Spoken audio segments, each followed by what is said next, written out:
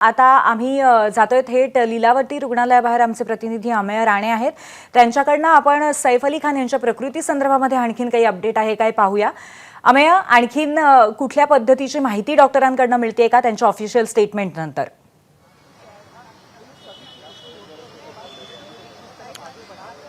पूर्वी सध्या लीलावतीकडनं कुठलंही ऑफिशियल स्टेटमेंट आलेलं नाहीये। जे सकाळच्या वेळी ऑफिशियल स्टेटमेंट आलेलं त्याच स्टेटमेंटवरती हॉस्पिटल अद्याप कायम आहे। डॉक्टरांचं एक पथक कायम सैफची निगराणी करते, त्याच्यावर जे उपचार होते त्याच्यावर देखरेख ठेवून एक छोटी सर्जरी जी तातडीनं करणं आवश्यक होतं, कारण की मागच्या बाजूला जो स्पायनल कॉर्डच्या जवळ एक घाव झालेला होता तो बऱ्यापैकी डीप होता आणि तो स्पायनल कॉर्डच्या फार जवळ गेलेला होता। त्यावर तातडीची शस्त्रक्रिया करण्यात आलेली आहे। त्याचबरोबर गळ्यावरचा एक जो वार होता 10 सेंटीमीटरच्या आसपास त्याची साईज होती, त्याच्यावर सुद्धा टाके घालण्यात आलेले आहेत आणि सैफच्या जीवितात सध्या कुठलाही धोका नाही अशी माहिती मिळते। परंतु सध्या पोलिसांकडनं जी महत्वाची माहिती मिळाली आहे की ज्या 3 जणांना चौकशीसाठी ताब्यात घेण्यात आलेलं होतं, जे सैफच्या घरी काम करतात, त्यांच्याकडनं एक महत्वाची आणि धक्कादायक माहिती समोर आली आहे की जो घरात घुसलेली अज्ञात व्यक्ती होती तिनं आधी जे घरकाम करणाऱ्यांची रूम आहे त्या रूम मधनं घरात प्रवेश केला होता, कारण की ती रूम घराच्या मागच्या बाजूला, जो फ्लॅट आहे पहिल्या मजल्यावरचा त्याच्या मागच्या बाजूला आहे आणि मागच्या बाजूला बिल्डिंगच्या एक सर्वंट गेट सुद्धा आहे, जिथून जे सर्वंट किंवा तिथं जे काम करणारे व्यक्ती असतात त्यांच्या ये जा करण्यासाठी एक गेट आहे। तिथं एकच वॉचमॅन तैनात असतो आणि त्या बाजूची जी भिंत आहे संपूर्ण ती 5 ते 6 फुटाची आहे, त्यामुळे तिथून एखाद्याला चोरून अलगदरित्या प्रवेश करणं सहज शक्य आहे आणि तिथूनच या व्यक्तीने आधी मेडच्या रूममध्ये, म्हणजे जे घरकाम करतात त्यांच्या रूममध्ये प्रवेश केला आणि त्यानंतर तो लहान मुलं, म्हणजे सैफची जी मुलं आहेत, सैफ करीनाची, त्यांची जी रूम आहे त्या दिशेनं जात होता।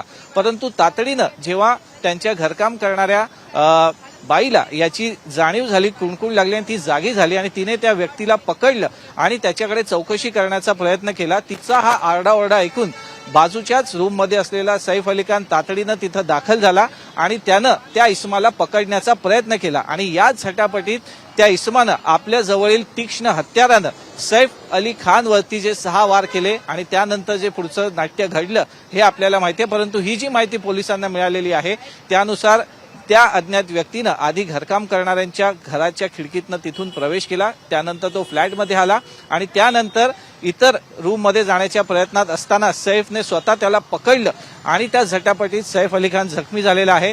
या गदारोळानंतर ती व्यक्ती आल्या पावलीच परत गेली, तिथूनच त्याने उडी मारून तिथून पसार झालेला आहे। ती व्यक्ती नेमकी कोण होती हे आसपासच्या बिल्डिंगच्या सीसीटीव्ही फुटेजमधनं आता जाणून घेण्याचा पोलीस प्रयत्न करतात आणि त्याच्या मागावर जसा त्याचा ठाव ठिकाणा लागेल तशी त्याच्या मागावर पथकं रवाना होतील। आपल्याला माहिती आहे की मुंबई पोलिसांचं नेटवर्क हे खूप स्ट्रॉंग आहे, त्यामुळे अशा परिसरात अशा प्रकारच्या भुरट्या चोऱ्या करणारे नेमके कोण कोण असतात याची पोलिसांना माहिती असते। त्याच अनुषंगाने आता पोलिसांचा तपास सुरू आहे आणि त्या व्यक्तीला ताब्यात घेतल्यानंतर नेमका त्याचा घरात घुसण्याचा उद्देश काय होता हे आता पोलीस शोधण्याच्या मागावर आहे। अगदी खरे, या संदर्भामध्ये पोलीस अतिशय सखोल चौकशी करतात आणि लवकरच याचे दागेदोरे सापडतील याची खात्री आहे। आपण आता यानंतर या संदर्भातले अपडेट सातत्याने बघत राहणार आहोत। आता घटनास्थळी फॉरेन्सिक टीम सुद्धा दाखल झाली आणि फिंगरप्रिंटिंग घेण्याचं काम सुरू झालेलं आहे। हल्ल्याआधीचं 2 तासांचं सीसीटीव्ही फुटेज तपासलं जात आहे। बाहेरून कोणी घरात आलंय का नाही हे सीसीटीव्हीमध्ये किंवा आल्याचं दिसत नाहीये सीसीटीव्हीमध्ये। घटनास्थळी फॉरेन्सिक टीम दाखल झाल्याचं नवीन अपडेट आहे। हल्ल्याआधीचं 2 तासाचं सीसीटीव्ही फुटेज हे तपशीलवार तपासलं जात आहे, त्यामध्ये बाहेरून कोणी घरात आल्याचं सीसीटीव्हीमध्ये दिसत नाहीये। हा एक अतिशय महत्त्वाचा मुद्दा आहे। तसंच फिंगरप्रिंटिंगचं काम सुद्धा चालू आहे। क्राईम ब्रांच त्याचबरोबर इतर महत्त्वाच्या सगळ्या शाखा आणि आता फॉरेन्सिक टीम सुद्धा पोहोचलेली आहे आणि फिंगरप्रिंटिंगचं काम सुरू झालंय। गेल्या 2 तासांचं सीसीटीव्ही फुटेज तपासण्यात आलेलं आहे। या संदर्भात अधिक माहिती घेऊया। गणेश ठाकूर आपल्याला आणखीन डिटेलमध्ये तपशीलवार माहिती देतील। गणेश, फॉरेन्सिक टीम आणि त्याचबरोबर ही जी नवीन सीसीटीव्हीची माहिती मिळतेय त्याबद्दल आणखीन काय तपशील आहेत? एक महत्वाची अपडेट पूर्वी ह्या प्रकरणामध्ये समोर येते की या इमारतीच्या मागच्या बाजूला जी सेफ्टी वॉल आहे त्या सेफ्टी वॉलला वरती एक जाळी आहे। ही सेफ्टी वॉल 5 ते 6 फुटाचीच आहे, मोठी सेफ्टी वॉल नाही आहे, भिंत मोठी नाही आहे। इथून कोणताही व्यक्ती जम्प करून आत प्रिमायसेस मध्ये येऊ शकतो आणि या सेफ्टी वॉलच्या इथं लागलेली जाळी, त्या जाळी एका पॉइंटवरती जाळी तुटलेली आहे किंवा जाळीला तिथे एक तिथून येण्याचा एक रस्ता आहे, जी जाळी लावली आहे सेफ्टी वॉलच्या वरती. तिथं एक पॉईंट असा जिथं ती जाळी तुटली आणि ही काही दिवसांमधून तुटली होती. पोलिसांना संशय आहे की हा व्यक्ती त्या जाळीतनच तिथं आत आला असावा आणि रात्री 2-2:30च्या सुमारास तिथं त्याने एंट्री घेतली असावी. तर तो दिसला का नाही, तर त्या भागात सीसीटीव्ही नाही आहे असं म्हणतायत. त्या मागच्या बाजूला जिथं जाळी ती तुटलेली आहे. याशिवाय तिथं वॉचमॅन आहे, पण एकच वॉचमॅन आहे, पण तोही कोपऱ्यात आहे. जे मुख्य वॉचमॅनची संख्या आहे ती मेन गेटला असते, मागच्या गेटला फक्त एक वॉचमॅन होता. म्हणून शक्यता आहे की त्याची नजर चुकवून हा व्यक्ती त्या जाळीच्या आधारे किंवा जी जाळी तुटली आहे तिथून त्याने बिल्डिंगमध्ये एंट्री घेतली असावी. पण तो लॉबीतही दिसत नाही. तो लॉबी किंवा तो लिफ्टने तर गेलेला नाही की लिफ्टमध्ये कॅमेराज आहेत, त्यासोबतच लॉबीमध्ये कॅमेरा आहे. तर तो मागच्या बाजूनं आला असावा त्या जाळीतनं आणि तिथून त्याने स्टेअरकेस म्हणजे जिन्यांचा वापर केला असावा 12व्या मजल्यापर्यंत पोहोचायला.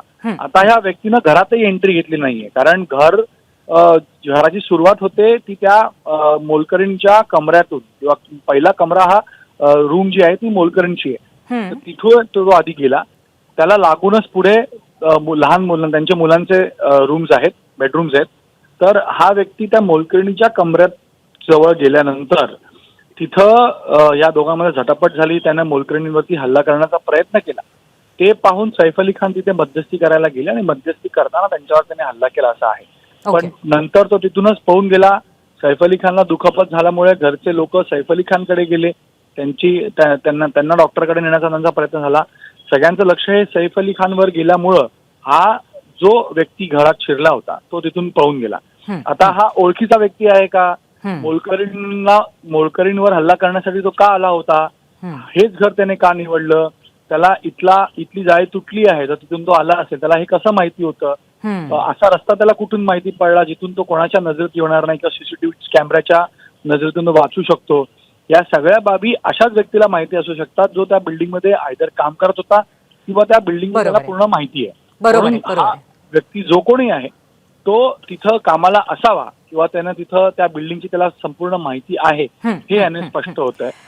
खरे गणेश, अशा पद्धतीचे खुलासे किंवा अशा पद्धतीचे अर्थातच प्रश्न आता आहेत. या संदर्भात वेळोवेळी माहिती घेत राहू. धन्यवाद आपण दिलेल्या माहितीबद्दल. तर सैफ अली खानवरती कोणी हल्ला केला या संदर्भात अनेक प्रश्न आहेत, याची उत्तरं आपण जाणून घेण्याचा प्रयत्न करणार आहोत. एबीपी माझा, उघडा डोळे बघा नीट.